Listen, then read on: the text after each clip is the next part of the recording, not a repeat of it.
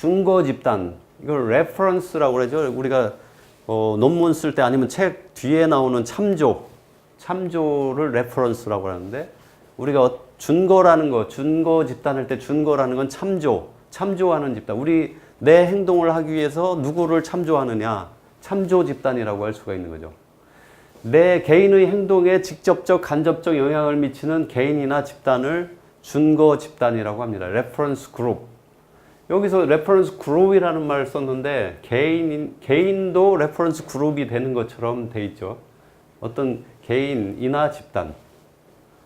그 개인을 특별히 준거인이라고 합니다. 레퍼런트. 미치는 사람. 이 준거 집단은 이 레퍼런트를, 준거인을 포함하는 개념이죠. 준거 집단은. 2013년에 준거 집단에서 시험에 난 적이 있습니다. 이게 시험에 난 게 오래됐기 때문에 논술로 난 적이 있는데 약술로 시험에 날 수가 있겠네요. 준거 집단의 영향력, 이 준거 집단의 이 가지는 영향력은 이 강제적 힘, 보상적, 전문적, 합법적, 준거적 이런 힘을 가지고 있습니다.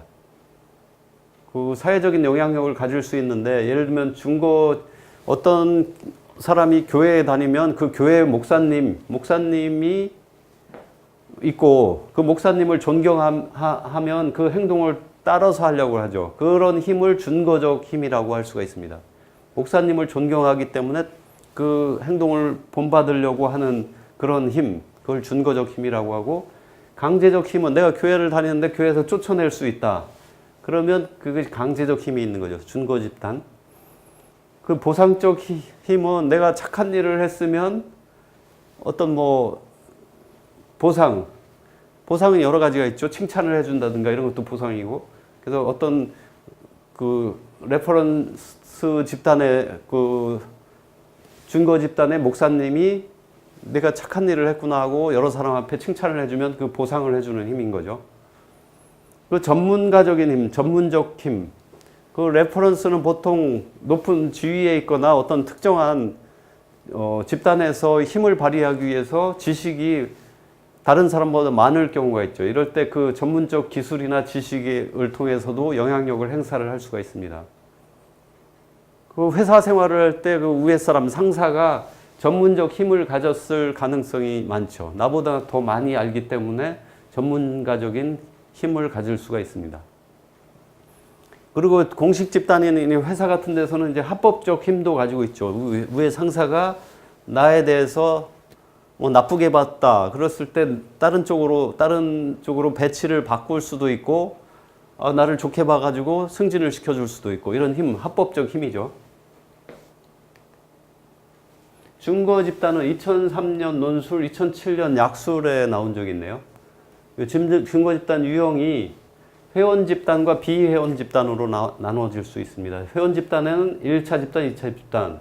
1차 집단, 2차 집단을 나눠지는 것은 접촉 빈도에 의해서, 접촉 빈도가 많은 것은 1차 집단, 2차 집단은 접촉 빈도가 적은 것. 그리고 공식 집단이냐 비공식 집단이냐는 역할과 조직 구조가 명확하게 명시적으로 돼 있는 게 이제 공식 집단이고, 그런 것이 잘 안 돼 있는 것이 비공식 집단이죠. 열망 집단은 기대 열망, 상징적 열망 이렇게 나누어집니다. 이 뒤에서 설명드리겠습니다. 1차 집단은 서로 친밀해서 자주 접촉하는 그 집단을 가족이나 친구, 이게 1차 집단입니다. 그리고 2차 집단은 가끔 만나는 집단, 지역사회 단체나 업계 종사자 협회, 이게 2차 집단. 공식 집단은 구성원 자격 요건이 명확히 구성되어 있고 조직 구조로 되어 있는 것. 단체, 학교, 교회 이런 것들이 공식 집단이고요. 회사도 공식 집단이죠. 비공식 집단은 그 내에서 조직 구조가 명확하지 않고 상호 친목을 도모하는 것. 그 계나 이런 것들이 비공식 집단이 될 수가 있죠. 계도 경우에 따라서는 공식 집단으로 볼 수도 있겠네요. 근데 이 어떤 구조, 조직 구조 이런 것들이 정확히 안 돼 있는 집단, 우리 친구 모임 이런 것들이 비공식 집단이죠. 이 공식 집단 내에도 비공식 집단이 따로 있죠. 학교나 교회에서도 어떤 비공식 적인 모임이 생길 수가 있죠. 이것은 비공식 집단입니다.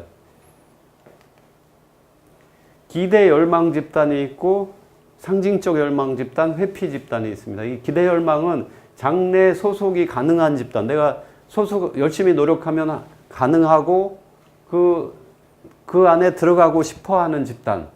회사의 임원이나 최고 경영자 집단. 이게 기대 열망 집단이고, 소속하기 어려운 집단. 내가 들어가고는 싶지만, 열망은 하지만 들어가기 어려운, 그걸 상징적 열망 집단이라고 합니다. 유명 연예인, 스포츠맨. 유명 연예인이나 스포츠맨은 아무나 될 수 있는 게 아니지 않습니까? 아무나 될 수가 없죠. 그래서 이걸 상징적 열망 집단. 회피 집단은 그 가치나 행동을 회피하고자 하는 집단.